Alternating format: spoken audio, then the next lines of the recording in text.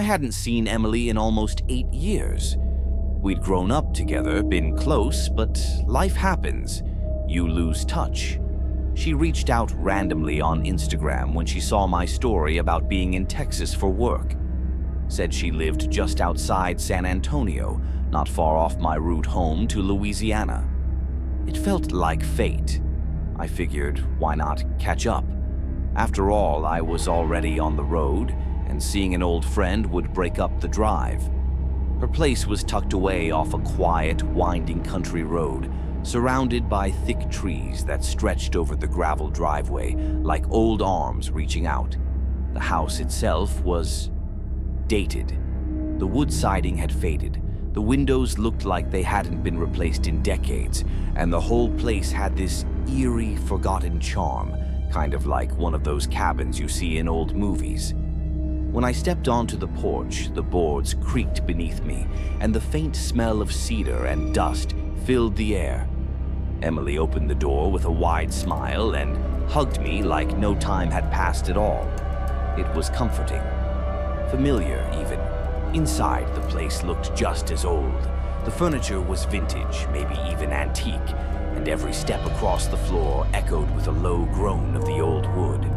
She explained her grandparents had left her the house, and she'd been fixing it up here and there. We stayed up talking for hours, shared a bottle of wine, laughed about high school memories, old relationships, stupid stuff we used to do. It was like slipping back in time. But as the night wore on, that warm, nostalgic feeling gave way to something heavier. The house creaked and settled around us, the shadows from the dim lamp in the living room stretching long across the walls. Eventually, she offered to let me stay the night, saying the guest room was all made up. It sounded better than trying to drive through the back roads half drunk, so I agreed. The guest room was small, tucked at the end of a narrow hallway. The bed looked old, but comfortable enough. I collapsed onto it without thinking twice. The house was quiet, save for the occasional groan of wood shifting under its own age. But somewhere in the middle of the night, I woke up, my head pounding, mouth dry. Moonlight crept in through thin curtains, and that's when I noticed it. In the far corner of the room, next to the old wardrobe, was someone. At least I thought it was. Tall, motionless, completely cloaked in shadow. For a second, I convinced myself it was just a coat rack or some hanging clothes, maybe even part of the old wardrobe. But as my eyes adjusted, I realized the shape had shoulders, a head. The outline was too human, too still. My chest tightened, and I forced myself to look away, pulling the blanket over my face like a kid. I told myself I was drunk, tired, imagining things, but I couldn't shake the feeling of being watched. Eventually, I must have fallen back asleep, but when I woke up to the soft creaking of footsteps on the wooden floor, I shot upright. The sun was barely rising, golden light sneaking through the window. The corner was empty.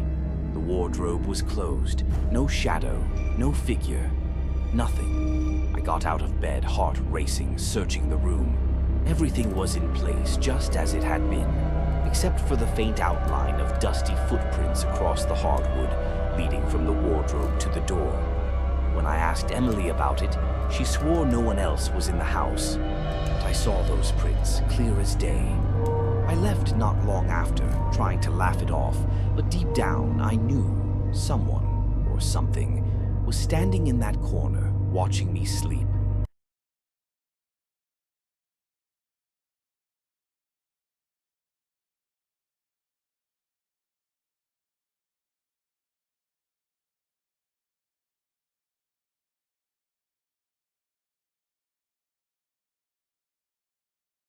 Have you ever felt a presence in your home? I grew up in a house that was haunted by something unseen, and it left a mark on me that I'll never forget. This is the story of my childhood home, and the truth behind the ghost that haunted it. The house I grew up in stood on the outskirts of a quiet, forgotten town, surrounded by dense woods and fog that seemed to roll in no matter the season. It was an old Victorian house, faded white paint peeling from the wooden walls, intricate ironwork curling around the porch, and tall, narrow windows that always seemed too dark, even on sunny days. To most, it was just another creaking relic of the past, but to me, it was home. I remember my early childhood there, playing in the overgrown backyard, hearing my mother's laughter echo through the hallways, the warmth of family dinners by the fireplace. For a while, it felt magical, like the house itself had a soul. But I didn't yet understand how true that feeling really was. It started subtly, the sound of footsteps in the upstairs hallway when everyone was downstairs, cold drafts that lingered even in the dead of summer. My parents dismissed it. Old house noises, they said. But deep down, I knew it was something else. One night, I woke up to the sound of whispering in my room. But when I opened my eyes, no one was there. Shadows danced across the walls, moving unnaturally, as if they had lives of their own. The feeling of being watched became constant, like unseen eyes followed me from room to room. Over time, the activity grew bolder. Doors slammed shut on their own. My toys would move, rearranged when I left the room. And every so often, I'd catch a glimpse, a pale figure at the end of the hall, disappearing the moment I turned my head. Fear seeped into every corner of my life. Sleep became impossible. I avoided being alone. But the ghost, it never left. As I grew older, I couldn't ignore it any longer. I began digging into the house's history. Old town records, faded newspaper clippings, whispered stories from neighbors. What I discovered sent chills down my spine. Nearly a century ago, a young girl named Eleanor lived in that very house. She died tragically. An accident, they said. A fall down the grand staircase under mysterious circumstances. Some believed it wasn't an accident at all, and that her spirit never found peace. The figure I saw, the cold spots, the whispering in the night. It was Eleanor, trapped, alone, reaching out to anyone who could hear her. My family tried to cleanse the house, priests, psychics, rituals, but nothing worked. Eleanor remained.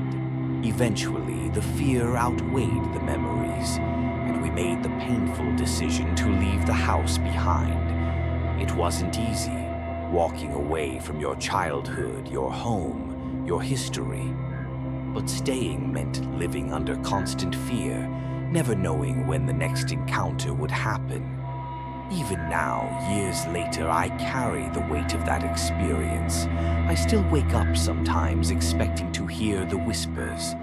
I avoid old houses, and every creak in the floorboards brings back a wave of unease. But I've also grown stronger, learning that some hauntings don't just fade away. They shape you. Telling this story, it's not just about ghosts. It's about healing, understanding, and facing the unknown.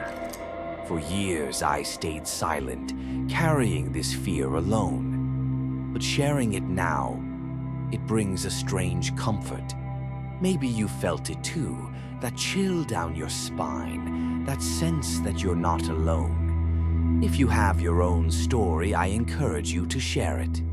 We all carry ghosts in one way or another, and sometimes the only way to move forward is to face them together.